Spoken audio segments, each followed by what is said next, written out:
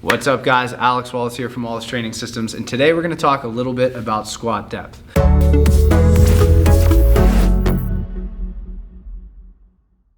So being that, I'm in a powerlifting meet, I need to squat to depth. And depth, we'll define it in this video, is your hip joint slightly below your knee joint, or that little crease in your hip that happens when you squat is a little bit lower than your knee.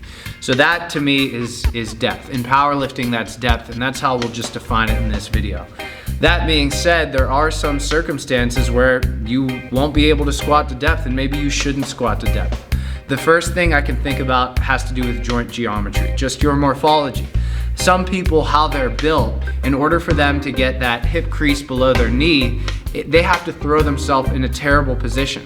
So for instance, if they have an excessive amount of lumbar rounding, like that lower back, when you squat deep and your hips kind of tuck under a little bit of that is probably okay. But some people, in order for them to get to depth, it's an excessive amount of rounding. They should probably just go as deep as they can without that excessive rounding. Like I said, a little bit's typically okay, assuming that your spine is healthy, but excessive rounding, probably not safe. Another thing I can think of is sometimes people that had injuries in their ankles, in order for them to get to squat depth, they have a huge amount of hip shift. Those people might be better off just squatting a little bit high too. So if you have an injury or just your morphology is such that squatting to depth will throw you way out of position, just go as low as you can. Believe it or not, there's a lot of studies on this. You're probably gonna get adequate quad stimulation, maybe even adequate glute stimulation from squatting as low as you comfortably can. That being said, we've all seen the videos online of people doing quarter squats for no other reason because they actually believe they're squatting to depth. That's a little bit different. That's just a technical error. We're talking about people who have spent time trying to get to depth and they found that, okay, I have to throw myself way out of position. I'm just in a terrible position that's potentially dangerous.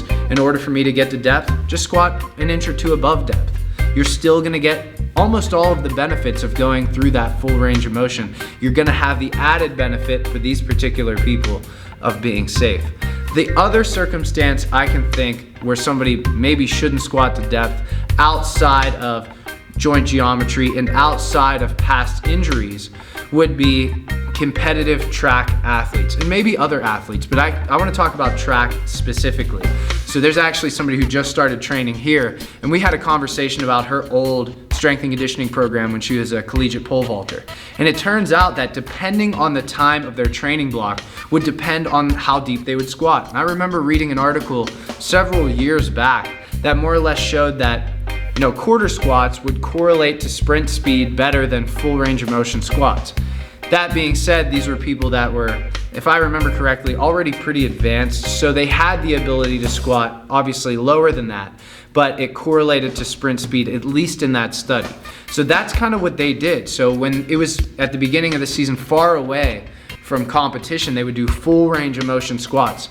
And when they got closer to a strength block, they just did the parallel. And then when they were in the competitive phase of their training block, when they were actually getting ready to compete in the sport of track and field, they would just do quarter squats. And they would do these quarter squats intentionally. So that's another instance where, doing quarter squats or not full range of motion squats or to depth would be an advantage, namely if you're a track athlete in a competitive season.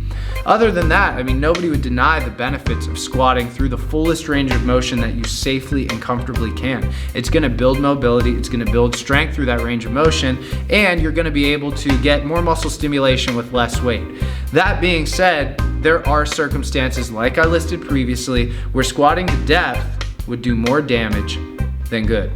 Again, guys, I'm Alex Wallace from Wallace Training Systems. If you liked the video, don't forget to like the video. If you're interested in seeing more content, make sure you subscribe, and thanks for watching.